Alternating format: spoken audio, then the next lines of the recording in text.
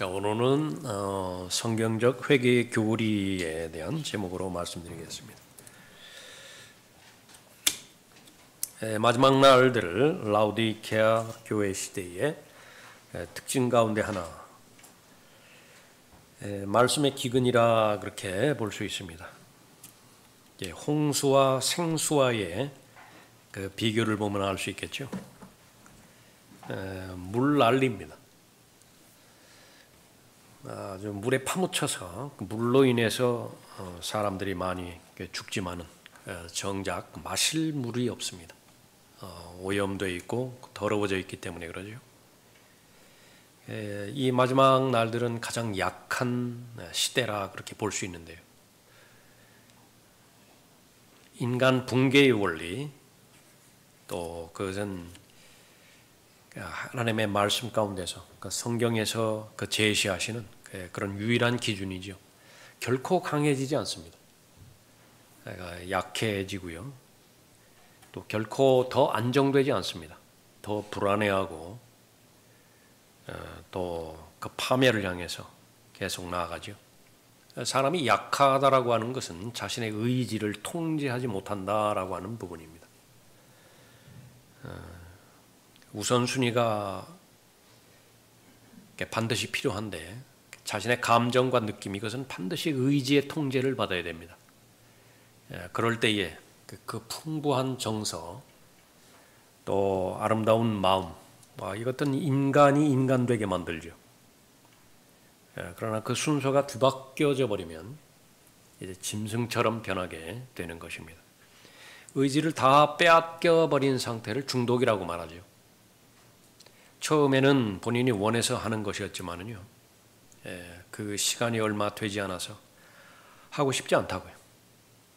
해서는 안 된다라고 하는 사실도 알아요. 그러면서도 합니다. 그러면 그 이후의 삶은 어떻게 되는 것이냐? 어떠한 건설적이고 생산적인 요소도 없습니다. 숨을 쉬면 쉴수록 고통스럽고요. 시간이 지나면 지날수록 몸은 다 더 망가지게 되어 있습니다. 파괴되어지게 되는 거죠. 영은 말할 것도 없습니다. 그래서 잘못된 것임을 알고 행하지 않기를 원하지만은 그 자신의 의지와는 무관하게 그 일을 계속해서 행하는 것입니다. 그러나 이것만 해도 다행이에요. 이 정도로만 안다 하더라도. 왜냐하면 잘못된 것을 알기 때문에 그렇죠. 특히 영적인 이 부분에 있어서는 잘못된 것을 죽을 때까지 모릅니다. 언제 깨닫게 되어지는 것이냐? 그러면 그 죽어서 그 지옥에 간 부자의 교훈을 통해서 알게 되는 것입니다. 정말로 있는 거예요. 언제 후회하게 되는 것이냐? 모든 것이 불길 가운데서 다 타버리고 죄밖에 남지 않은 그리스도의 심판석을 그제서야 아는 거예요. 그 전까지는 모르는 것입니다. 그 원인은 어떤 것이 있는 것이냐? 제일 먼저 설교자의 책임입니다. 모든 그리스도인은 부활의 증인으로 하나님께서 불러주셨는데 그 부활의 증인은 사람의 능력으로 행할 수 있는 것이 아닙니다. 이 계기만 지나면, 또 이 사건만 해결되어지면 나도 주님께 헌신하고 또 주님을 위해서 주님께서 기뻐하시는 일을 행할 것이라고 하는 것이지만 꽤 좋습니다. 그건 나쁘지 않은 생각이에요. 그러나 생각일 뿐입니다. 이 부활의 증인으로서의 그 일은 성령 하나님께서 하시는 일이기 때문에 성령의 역사가 없이는 불가능합니다. 그 성령이 없이도 얼마든지 예수를 주라고 시인하는 그런 일들은 행해질 수 있지만은, 그러나 그것이 성령의 역사가 아닌 다음에야 그것은 열매로 연결되지가 않습니다. 모조리 다 불타버리게 되는 것이죠. 그래서 예수님께서 당부하십니다. 성령의 역사, 성령의 능력을 얻기까지는 기다리라고. 우선순위가 있는데 성령으로 채워져야 됩니다. 그리고 나서 흘러 넘치죠. 그것이 열정이고 또 의욕입니다.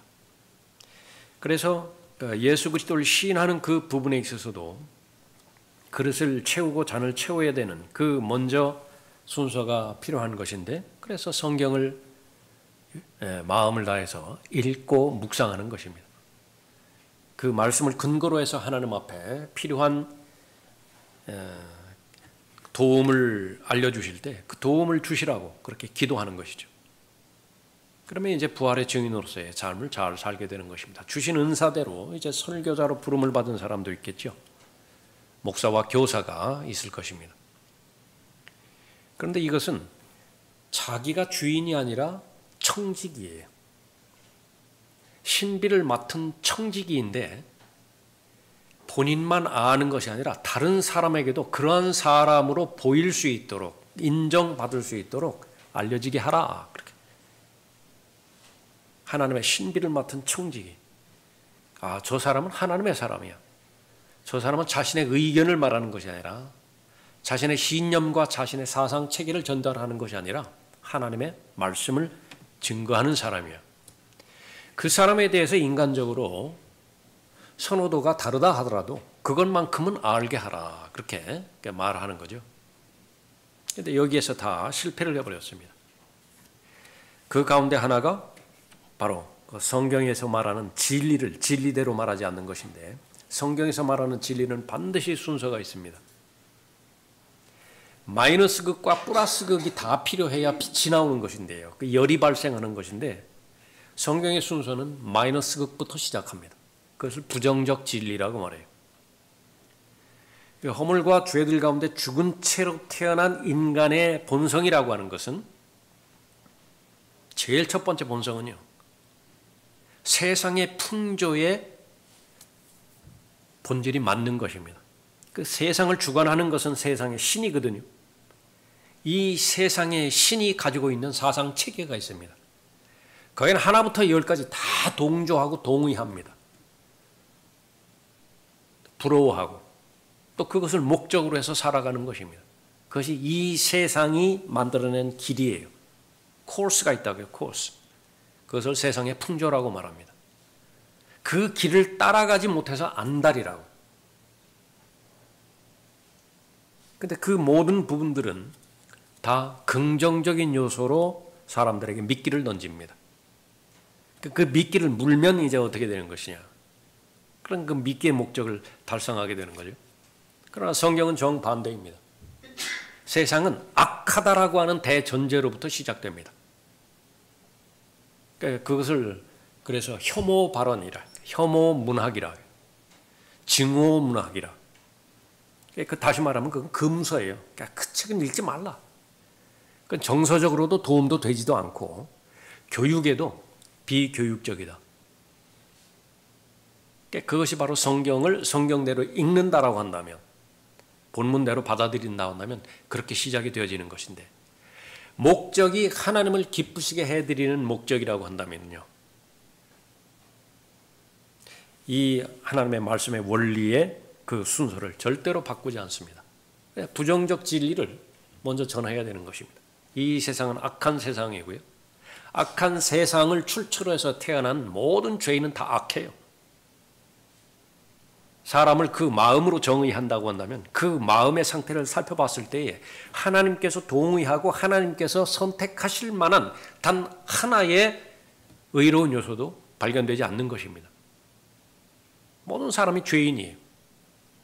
모든 사람이 불의합니다. 그래서 사람이 자신의 입장에서 타락한 그런 마음을 가지고서 선을 행해보려고 애썼지만은, 그러나 애쓴 것마다 모두가 다 하나님 보시기에는 만물보다 다 거짓되는 것입니다. 가장 오염되었다라고 하는 그 부분이죠. 그러니까 그 부분부터 시작이 되어야 되는 것인데, 그러니까 그것을 증거하지 않는 것입니다. 왜냐하면 그런 모든 것들은 사람들이 싫어하기 때문에 그렇습니다. 하나님을 기쁘시게 하는 것보다는 사람을 더 기쁘게 하는 것이 목적이 되어져 버렸을 때 성경은 걸림돌이 되는 것입니다. 그래서 성경은 죄로부터 시작됩니다. 성경의 인류의 역사, 그것은 타락부터 시작되는 거예요. 그런데 그것을 받아들일 때에 하나님의 회복의 원리에 따라서 궁극적으로 다시 한번 재창조의 경험을 행하게 되는 것인데, 라우디케아 그 교회는 그 부분에서 실패해 버렸습니다. 하나부터 열까지 모두가 다 긍정적이에요. 이것은 미신이 추구하는 것과 마찬가지죠. 사람들이 만든 종교, 그것은 어쨌든지 간에 사람들이 추구하는 복을 차지하라고 말하는 것인데, 그것이 바로 미신이고 무당이고 점쟁이들이고,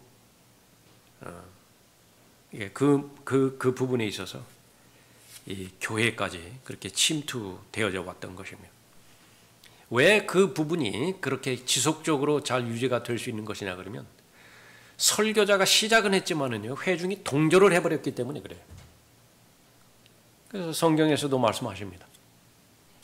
이제 어려운 때가 어느 때냐, 말씀이 없어서 말씀의 기근을 맞이할 때인데, 사람들이 갈증을 느끼지를 못해요. 그 정도를 지나서 모두가 다 패스트푸드에 이제 그 입맛이 다 그렇게 길들여져 있습니다. 건강과는 무관하게 맛만 있으면 돼요. 그러니까 혀만 즐겁게 하면 되어지는 거죠. 반드시 들어야 되는 말씀이 있고 듣고 싶은 말씀이 있는 것인데 후자를 택해버린 것입니다. 어떤 설교자를 초청한다든지, 그 사람이 위대한 설교자냐 좋은 설교자냐 그것을 평가하는 데 있어서도 회중의 기준이 돼버렸습니다. 그것이 시민의 권리예요. 라오디케아 시대에는 하나님이 그 주권을, 권리를 가진 것이 아니라 시민이 권리를 가져버렸다. 그래서 이 회중이 하나님을 판단하고, 회중이 하나님을 판단하는 것은 하나님의 사람을 판단하겠다 그 말입니다. 그래서 자신의 기준으로 스펙들이 쭉 있어요. 그 스펙에 동의하면 이제는 자신의 목자로 인정하겠다라고 하는 것이 재판 관계에서 흔히 보았던 그런 그 부분이죠. 스스로 임명을 하는 거예요. 스스로 자격을 부여하고 그 가운데서 자기들끼리 스스로 비교하여 측정합니다. 그러면 그 중심은 무엇이냐? 이제 진리는 무관합니다. 무엇만 동의가 되어지면 되는 것이냐? 마음과 정서와 감정이, 그러니까 마음을 훈훈하게 해주고 또 마음을 안정시켜주고, 무엇보다도 양심이 지금 잠들어 있는데 선잠부터 시작해서 아주 깊은 잠에 이르기까지 다양한 형태로 잠이 들어 있습니다. 한결같은 것은 다 누워있는 상태죠. 성경에서는 앉아 있으라고 명령을 하고 일어서라고 명령을 하고 걸어가라고 명령을 하는 것인데 누워버렸어요. 그런데 그 잠자고 있는 양심, 어느 누구도 방해받지 않습니다. 어린아이들 제일 짜증날 때가 잠자기 직전이죠. 또 제일 짜증낼 때가 바로 잠에서 깨어날 때입니다. 어른이라고 다르지 않아요. 막 잠자려고 하는데 뭐 좀 이렇게 부탁을 한다. 짜증부터 난다. 영적인 그런 영역에서 절대로 방해받지를 원치 않는 것이다. 나름대로 좋은 설교의 기준을 정했는데 언제든지 즐거워야 돼요. 언제든지 위로받아야 됩니다. 그래서 그 설교를 좋은 설교라, 그렇게 좋은 가르침이라 그렇게 볼 수 있습니다. 그러면 자신의 마음이 언제가 동의가 되어지느냐? 자신의 다양한 신념이 있습니다. 자신이 정치적인 부분에 관심이 있어요. 그 설교만 해주는 그 목사는 아주 최상의 목사입니다. 정치에 관심 있는 사람은 그렇다고요. 물론 성경도 정치에 대해서 판단합니다. 최종 권위이기 때문에, 모든 영역에 있어 최종 권위이기 때문에. 그러나 성경적 기준에서는 관심이 없어요. 자신의 성향을 더 우선하고 있는 것이죠. 자신이 그 심리에 관심이 있습니까? 사람들과 관계 설정이라든지 자신의 마음의 상태라든지, 그러면 거기에 또 편향돼요. 교리에 관심이 있습니까? 저 지금도 잊어버리지 않는 사람이 있는데, 말씀 모전학교 처음 그 시작할 때 저기 합정동에서, 서울의 합정동이라고 하는 지역에서 시작을 했는데요. 1년에 한 번인가 그렇게 그 원서 전시회를 합니다. 원서 전시회, 원서를 쭉 이렇게 나열하고 광고하면은요 와요. 제가 한 상담한 사람이 있는데 기가 막히게 그 당시에 극단적 그 세대주의를 아는 사람이었으니까요. 저는 처음 들어봤어요. 극단적 세대주의가 무엇인지 다 알아요. 그러니까 자신의 관심사항은 바로 이 교리의 차이점을 아는 거래. 근데 구원받지 않았습니다. 언제 구원받으셨나? 나는 예수 그리스도에 영접하지 않는다. 다만 내가 관심 있는 것은 다양한 교리적인 그런 차이점들, 그것에 관심이 있다. 예? 좋아요. 그런 교리적인 다양한 그런 그 설교들을 하는 사람 좋아한다. 또 사람들이 좋아하는 것은 교회 비판입니다. 아주 이거는 뭐 기가 막힐 거예요. 어떤 특정한 목사에 대해서 비평을 한다. 특정한 교회에 대해서 비평을 한다. 무슨 교단에 대해서 다 좋습니다. 대안이 있어야 되죠. 대안이 무엇이죠? 대안. 그러면은 그것이 관계가 있지만은 그러지 않는 것이. 그러니까 이런 그 모든 부분, 자기네 기분을 풀어줄 수 있는 모든 부분들을 좋은 설교로 한다. 설교에 중독되어 있는 사회예요. 설교와 중독이라고 하는 말은 어울리지 않죠. 그러니까 중독의 끝은 파멸이에요. 그런데 설교는 무엇입니까? 그러니까 열매와 연결이 되어 있다. 효과적인 열매를 맺는 것이 바로 설교죠. 성경적 가르침이죠. 그 첫 번째가 바로 성경에서 말하는 부정적인 진리를 제시하고 있는 회개에 대한 교리입니다. 그래서 이 하나님의 말씀, 회개에 합당한 열매를 맺는 것으로부터 시작해서 하나님께서 계획하신 이 구원을 이루어가고 또 구원받은 하나님의 자녀가 이제 온전한 사람의 과정을 통해서 그리스도처럼 돼야 되죠. 그리스도의 마음 충만하심에 장사한 분량에까지 이르는 것 포함해서 이제는 영과 혼과 몸 모두가 다 예수 그리스도처럼 되는 것이라. 그러니까 구원의 목적이 아들의 형상과 일치시키는 데까지 그렇게 가는 것입니다. 그런데 그 과정마다 모두가 다 부정적인 진리, 회개에 대한 교리가 적용이 되어야 열매를 맺게 되어지는 것입니다. 내 자신이 하나님 앞에 그 죄인임을 인정할 때에만이, 죄에 대해서 하나님께서 무엇이라고 말씀하셨는지 그 평가를 하실 때에만이 나는 예수 그리스도를 영접할 마음의 준비가 되어 있습니다. 예수님께서 부르시는 사람, 그 부르심에 올바로 응답해서 예수님께 가는 사람은 단 한 사람도 거절하지 않습니다.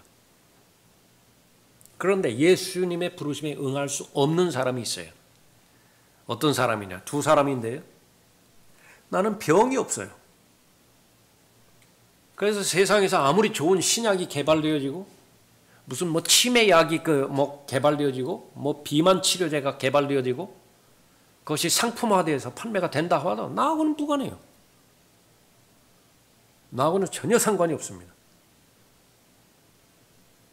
그래서 건강한 사람에게는 의사가 필요 없습니다. 다시 말하면 부정적 진리에 대해서 내가 인정하고 받아들이지 않는다라고 한다면 예수님의 그 초청, 예수님의 부르심, 그건 아무런 의미가 없다. 또 하나는 다른 사람이 나에 대해서 저 사람은 법 없이도 살 수 있는 사람이라고 말을 해요. 근데 나는 겸손해야 되기 때문에 그 말을 겉으로는 동의하지는 않습니다. 그러나 속으로는 그 말이 맞아요. 그래요. 나만큼은 법 없이도 살 사람이에요. 왜? 모든 사람이 똑같은 죄를 지은 죄인이라고 하지만은 그러나 자신이 생각할 때는 어느 정도는 내 선한 행위나 내 선한 의로운 노력, 다시 말하면 종교심, 그것이 어느 정도 작동이 되었기 때문에 그 기반 위에서 예수 그리스도도 쉽게 영접할 수 있었고 그렇게 했던 것이라. 불안합니다. 불안하라. 그래서 구원받는 것, 그것은 바로 예수 그리스도를 자신의 몸 안에 들어오도록 초청하는 것입니다. 그래서 하나님의 능력으로 그리스도 안에서 내가 새로운 피조물로 창조해 주시도록 맡기는 거예요. 그러면 그리스도 안에 있는 새로운 피조물로 창조되는 것입니다. 그 구원이에요. 하나부터 열까지 내가 한 일은 없습니다. 구원은 하나님께서 주시는, 값없이 주시는 선물이고요. 그 선물의 형태로 주시기까지 하나님은 모든 것을 다 내어놓으시고 희생하셨죠. 그것이 하나님의 사랑입니다. 얼마만큼 나를 사랑하셨는가? 죄인이 마땅히 죽어야 되는 죽음의 자리를 대신 서셨고요. 그 죽음은 첫 번째 죽음만 있는 것이 아니라 둘째 사망이라고 하는 끝이 없는 영원한 형벌에 하나님과 영원한 분리되어지는 곳에서 하나님의 영원한 저주를 그렇게 받아야 되는 둘째 사망으로 들어가게 되어 있다. 그러니까 그것까지도 다 감당하신 것입니다. 그것이 사실임을 입증하는 것이 죽은 자들로부터 셋째 날에 부활하신 거예요. 다 사실이에요. 다 사실이에요. 죄 없이 사람의 몸을 입고 오신 것도 사실이고, 무엇 때문에, 무엇이 증명이 됐어요? 죽은 자들로부터 부활하셨어요. 단 하나의 죄만 있는다 하더라도, 해결하지 못한다 하더라도 온 인류를 다 죽음으로 내몰아간 것은요, 경범죄로도 취급되지 않은 죄 같지 않은 죄 때문에 그랬어요. 뭐 하나 과일 하나 서리해서 따먹었잖아요. 그러나 하나님 보시기에 거룩하신 하나님께서는 모든 사람이 다 죄를 지었다라고 판단을 하신 것입니다. 그 아무리 사소한 죄 하나라도 해결하지 못하셨다고 한다면 죽은 자들로부터 부활하지 못하셨습니다. 예수 그리스도께서 죄 없이 오셨지만은 얼마든지 죄 짓기 이전의 아담의 상태처럼 33년 반 생애를 살아오시면서 얼마든지 죄를 범할 수 있습니다. 그러니까 잘못된 가르침 가운데 하나는 예수 그리스도는 하나님이시기 때문에 죄를 지을 수 없다라고 그렇게 보는데 그건 거짓말이에요. 얼마든지 죄를 지을 수 있습니다. 다만 죄를 짓지 않으셨을 뿐이에요. 그것이 사실임을 입증하는 것이 바로 셋째 날에 예수 그리스도께서 부활하신 것입니다. 다 이루었다 말씀하시면서 돌아가셨죠. 죄에 대한 모든 부채를 다 갚으셨다라고 하는 것을 말씀하는 것입니다. 하나님의 어린 양으로서의 그 혼의 속죄제물로서 오신 목적을 다 이루었다라고 그렇게 말씀하셨죠. 그건 어떻게 알아요? 부처도 죽었고 무슨 그 종교 지도자들 소크레스가 그렇게 위대한 사람인지는 모르지만 다 죽었고 다 죽었잖아요. 그 사람들의 가르침이 옳은 것인지 옳지 않은 것인지 어떻게 알아요? 그러니까 단 하나밖에 없어요. 영원히 사는 이치를 제시했느냐. 철학이면 철학대로, 종교이면 종교대로. 사람의 본능은 영원히 살고자 하는 것인데 영원히 살고자 하는 그런 이치를 제시하고 그대로 실현이 되게 했더냐. 그러면 옳은 종교예요. 그런 종교가 있으면 그건 받아들이면 돼요. 굳이 기독교만 받아들일 필요 없다고요. 그러나 사람이 만든 것은 다 거짓말이죠. 그것을 입증하는 것이 바로 죽은 자들부터 셋째 날에 부활하신 것입니다. 그런데 그 근거가 나에게 있는 것이 아니에요. 모두가 다 하나님의 말씀 안에 있다. 그래서 하나님의 말씀의 언약을 내가 받아들일 뿐입니다. 여기는 내 감정도 없었고 내 경험도 없었고 그렇다. 그것이 바로 구원입니다. 구원 받은 다음에 하나님께서 요구하시는 것. 이제는 성장이죠. 성장을 다른 말로 하나님과의 교제 그렇게 표현할 수도 있죠. 또 예수 그리스도와 동행하고 예수 그리스도를 배워가는 제자로서 제자라 그렇게 볼 수도 있습니다. 다 같은 말이에요. 주님과의 정상적인 교제를 한다면 제자로서의 삶을 잘 살아가는 것이고 또 그것이 구원해 주신 하나님의 목적대로 그대로 온전한 사람으로 잘 성장하는 것이죠. 그래서 이 제자가 되는 것, 바로 주님과의 교제 가운데 있는 것은 뭐냐 그러면 그리스도 안에 있는 새로운 피조물로서 새 생명을 가졌죠. 속사람이 있죠. 말씀의 통제에 들어가고 성령 하나님의 인도하심의 통제에 들어가는 것을 말하는 것입니다. 그래서 하나님께서는 제일 먼저 죄인을 불러주십니다. 구원으로 초청해 주시죠. 그 부르심에 응답을 합니다. 그 이후에 계속 부르세요. 그러면 그 부르심에 응답하는 모든 사람들은 성령 하나님의 인도하심 가운데서 성령의 능력 가운데 하나님의 말씀을 본인 몸 안에서 이루어냅니다. 내 안에 계신 하나님께서 내 안에서 하나님의 말씀을 통해서 일을 해 나가시는 것이에요. 그것이 마음에서 이루어집니다. 마음에서 이루어지는 것이 여러 가지 다양한 방법으로 표출이 됩니다. 눈빛이 달라질 수 있고요. 그다음에 듣지 말아야 될 건 나는 듣고 싶지 않다고요. 그런 마음이 생기고요. 내가 하는 말, 그것이 바로 변화된 마음의 증거이기도 합니다. 내 손이 행하는 것들이 있고 걸어가는 발걸음이 그렇고 만나는 사람들의 대상이 있고 또 내가 행하고 있는 그 대화의 모든 다양한 여건들, 그건 다 변화의 증거들입니다. 그래서 성령 하나님께서 나를 부르셨고 성령 하나님의 능력으로 은사도 주셨고 그 동일하게 성령 하나님의 능력으로 나를 성장시켜 주시는 것이죠. 그러니까 거기에 모든 것들이 다 적용되어지는 것이 회개에 대한 교리입니다. 그러니까 부정적인 교리예요. 이 부분들을 인정하지 않는 것이 또 듣고 싶지 않은 것이 바로 우리가 살아가고 있는 이 시대의 마지막에 이 교리인 것입니다. 그러니까 성경적 교리의 첫 번째 회개의 교리부터 시작되어야 됩니다. 구원받는 것, 그것은 바로 어떤 죄를 돌이키는 것이냐 그러면 불신의 죄를 돌이키는 것입니다. 불신의 죄. 예수 그리스도를 믿지 않는 그런 그 상태를 돌이켜서 예수 그리스도를 믿는 상태로 마음의 변화를 추구하는 것입니다. 마귀는 이 구원을 어렵게 만들고 복잡하게 만들 그 목적으로 이 회개에 대한 교리도 올바로 나누지 못하도록 방해하고 있습니다. 그 가운데 하나가 진정한 구원, 이런 이상한 말들을 하세요. 또 그것을 또 강조하기 위해서 무슨 값싼 구원, 뭐 이런 말도 이렇게 만들어냅니다. 구원은 마음에서 이루어지는 거예요. 마음에서 이루어진다. 그래서 이것은 대단히 신비스러운 과정입니다. 그러나 그것을 증거하는 사람이나 그 옆에서 보는 사람은 한계가 있어요. 저 사람이 구원받았는지 구원받지 않았는지 모른다고요. 그러니까 자신의 역할만 하면 되는 것입니다. 자신의 역할을 두 가지를 해야 되는데 하나는 정확하게 복음을 증거해야 되고요. 그 책임이 있습니다. 두 번째는 그 쉬운 그 구원을 어렵게 만들면 안 돼요. 다 책임을 져야 되는 것입니다.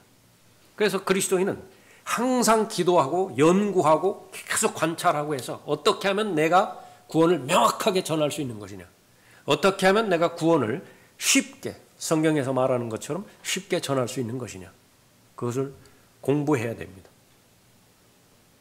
왜 어렵습니까? 기계가 아니에요. 지금 사람들은 다 독특하다. 70억 명, 80명이 있다고 한다면 똑같은 사람이 아무도 없습니다. 그 마음이 다 다르다고요. 그 사람의 마음에 어떻게 하면 최상의 방법으로 설득시킬 것이냐, 은혜의 복음을. 얼마만큼 시간이 필요하겠어요? 얼마만큼 관심이 집중이 되겠습니까? 기도 없이 가능하겠습니까? 그런 그 부분에서 바로 복음을 맡은 그 사람은 그렇게 증거를 해야 돼요. 그런데 하나님께서 설정해 주신 선을 넘어서 정말로 그 사람이 구원을 받았는지 받지 않았는지 내가 확인해야 될 필요가 있겠다. 그렇게 해서 보면 이 회개의 선을 넘어가 버리는 겁니다.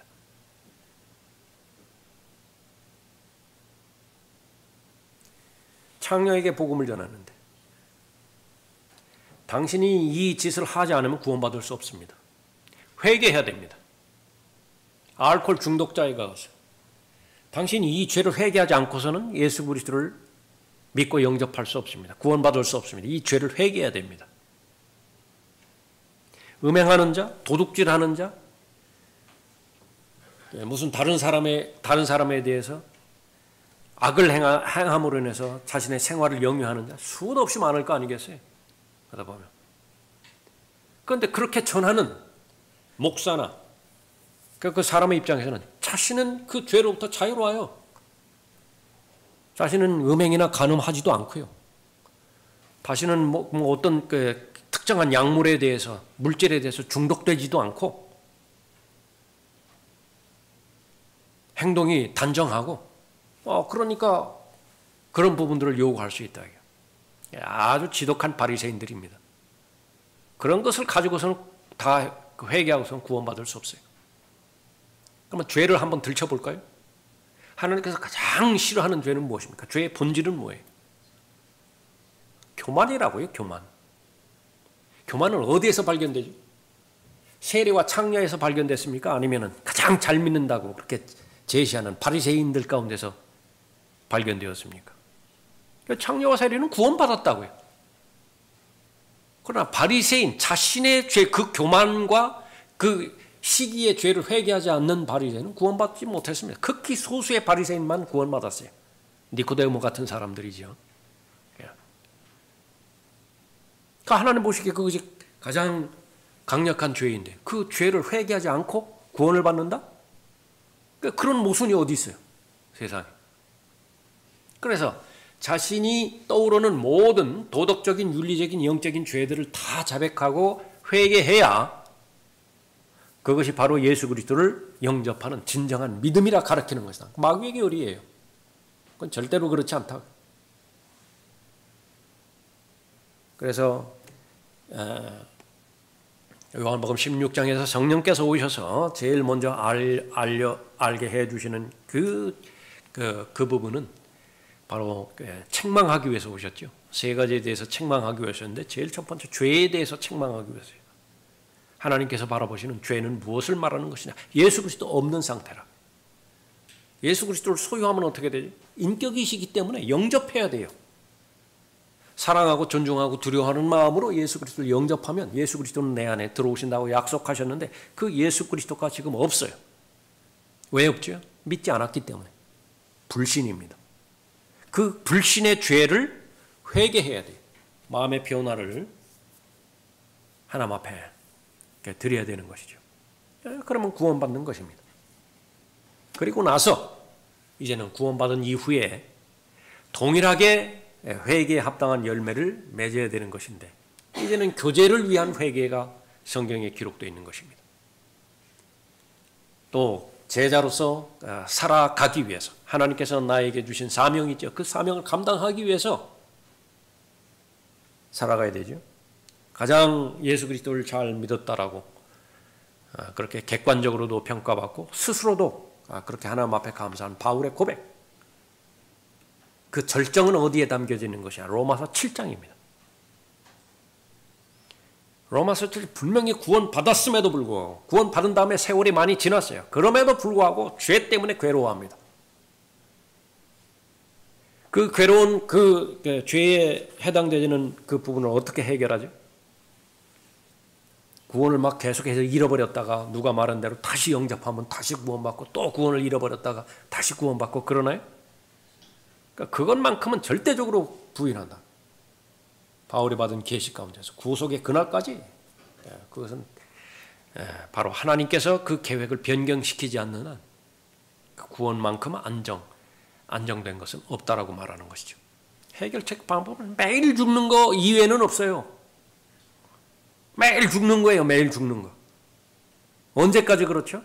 죽음으로 들어가든지 아니면 공중으로 휴고되든지 그때 그 마지막 날들이 오기까지 매일매일 죽어야 돼요.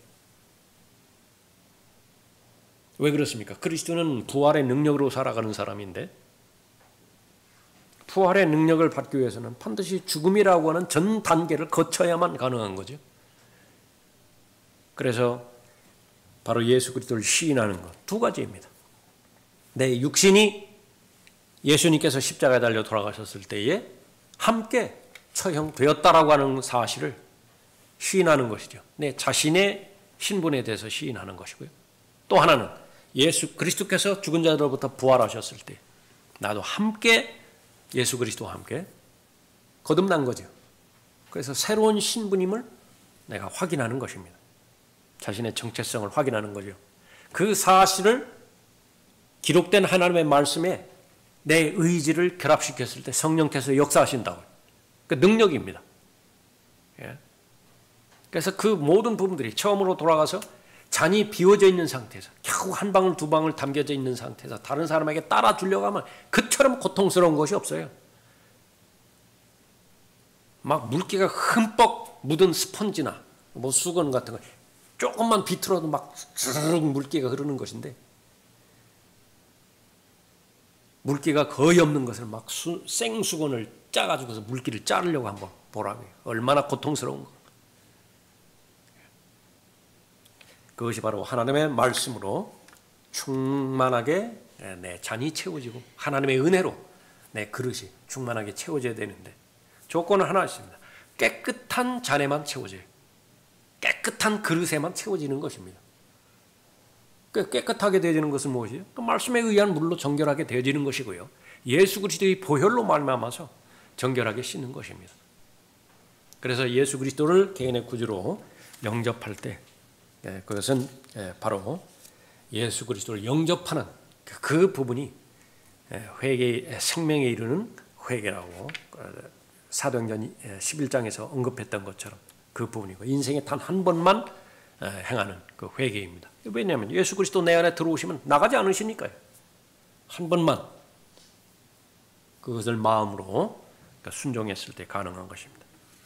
그 다음에 계속해서 우리가 행해야 되는 그런 그 부분들은, 목적은요, 지옥의 형벌로부터 구원받는 것은 시작이고, 목적은 아들의 형상과 일치되는 것입니다. 예수 그리스도는 몸과 영과 혼 다 가지고 계셨죠. 우리도 똑같아요. 영에 있어서나 몸에 있어서나 혼에 있어서나 성장을 해야 된다. 예수 그리스도처럼 돼야 된다. 혼은 단번에 영원히 해결됐죠. 혼의 문제는. 몸의 문제는 이제는 곧 이루어질 것이에요. 전체적인 구원, 그것은 이미 이루어졌습니다. 이미 우리는 예수 그리스도의 아내가 되었어요. 그러나 아직 이루어지지 않은 부분도 있습니다. 그 딜레마 가운데서 살아가고 있는 것이 라오디케아, 휴가 되기 직전에 그리스도인의 신분인 것입니다. 이미 다 이루어졌어요. 이미 아들의 형상과 일치된 것입니다. 영화롭게 된 것이에요. 로마서 8장에 의하면. 그러나 현재 하루하루 계속해서 살아가는 그런 과정 가운데서 하나님의 역사는, 그러니까 살아계신 하나님께서 나를 통해서 계속 역사하는 것입니다. 저 사람이 구원 받았느냐 구원 받지 못했느냐, 그 결과를 확실하게 보고자 하는 욕심 때문에, 그것은 동기는 좋은 거예요. 아버지한테 복음을 전했는데 아버지가 그냥 그 마음으로 그 영접했다는 것을 내가 확인하고 싶잖아요.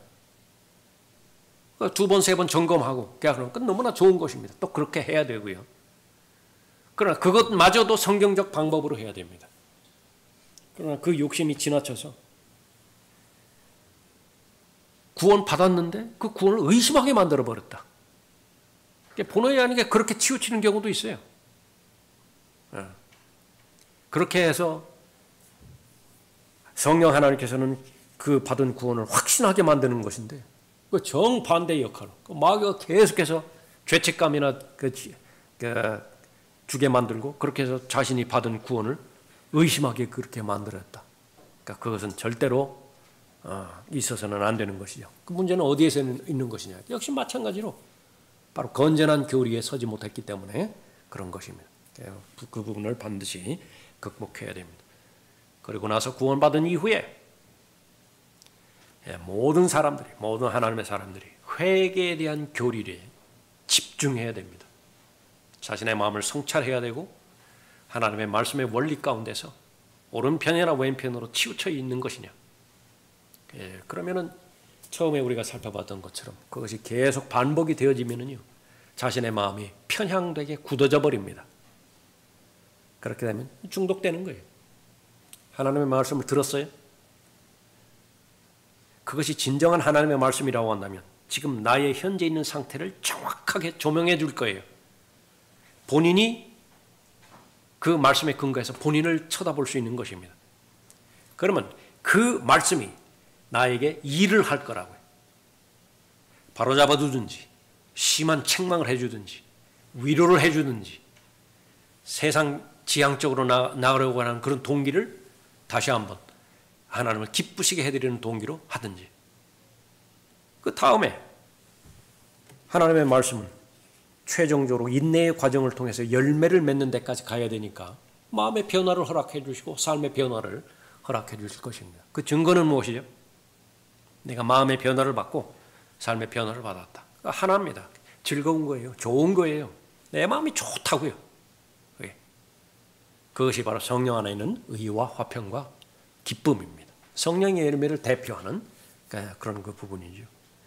그러나 그런 모든 부분에 있어서는 육신의 죄들의 몸을 벗어버리기 전까지는 누구 한 사람 예외 없이 이 육신의 죄들의 몸이 그 죄의 본성이 반응하게 하는 것을 결코 방치해서는 안 되는 것입니다.